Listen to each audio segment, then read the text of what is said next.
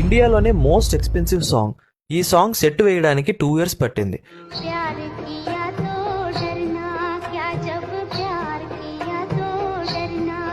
Song perfect గా రావడానికి 105 సార్లు లిరిక్స్ చేంజ్ చేసి రాశారు.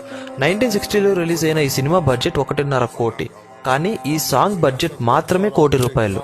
అప్పట్లోనే ₹1 కోటి అంటే అది ఎంత పెద్ద బడ్జెటో మీరే అర్థం చేసుకోండి. అదే అప్పట్లో బాలీవుడ్ లో సెన్సేషన్ చేసిన ముఘల్ ఈజామ్ అనే హిందీ మూవీ. ఈ మూవీ టికెట్స్ కోసం 5 కిలోమీటర్ల వరకు జనాలు క్యూలో నిలబడి టికెట్స్ తీసుకొని చూశారు. కొంతమంది అయితే టికెట్స్ కోసం అక్కడే 2 రోజులు రోడ్లపైనే పడుకున్నారు. 1960లో రిలీజ్ అయిన ఈ సినిమా ₹1 నుంచి ₹2 టికెట్ ప్రైస్ తో సుమారు 11 కోట్లు కలెక్ట్ చేసింది.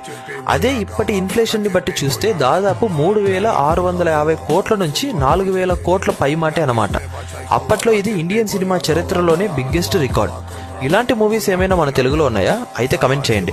మీ గ్యాంగ్ లో ఉన్న మూవీ లవర్ కి ఈ రీల్ షేర్ చేసి ఇలాంటి ఇన్ఫర్మేటివ్ వీడియోస్ కోసం మన ఛానల్ ని ఫాలో చేయడం మర్చిపోకండి.